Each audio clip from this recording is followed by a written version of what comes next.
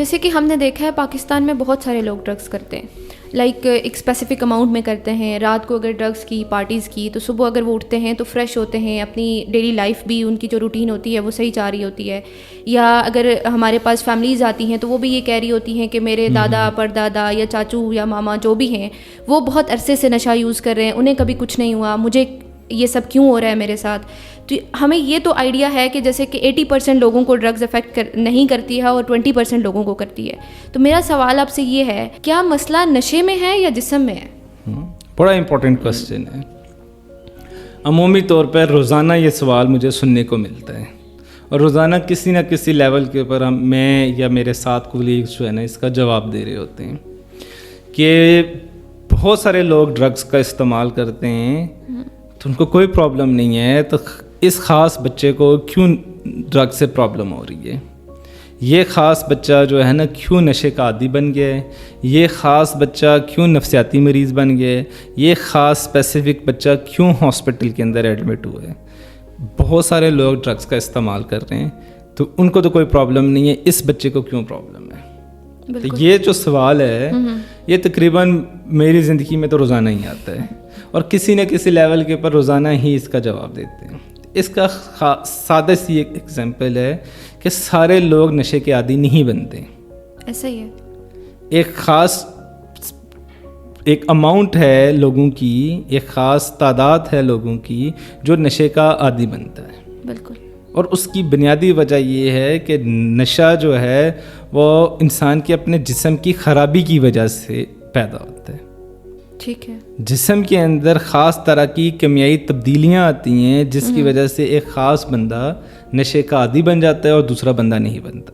ایسے ہی ہے کہ آپ 10 لوگوں کو مٹھائی کھلائیں، میٹھا کھلانا شروع کر دیں، ان میں سے کوئی ایک آدھا ہی شوگر کا مریض بنے گا، سارے نہیں بنیں گے. کیونکہ وہ جو ایک بندہ ہے اس کی باڈی کا ایک اسپیسیفک آرگن جو ہے جسے ہم لبلبا بولتے ہیں وہ ڈیمیج ہونا شروع ہو جاتا ہے. تو وہ جسم کے اندر ایک خاص خرابی کی وجہ سے لوگ شوگر کے مریض بن جاتے ہیں. ایسے ہی جسم کی خرابی کی وجہ سے ایک خاص طبقہ جو ہے وہ نشے کا عادی بن جاتا ہے.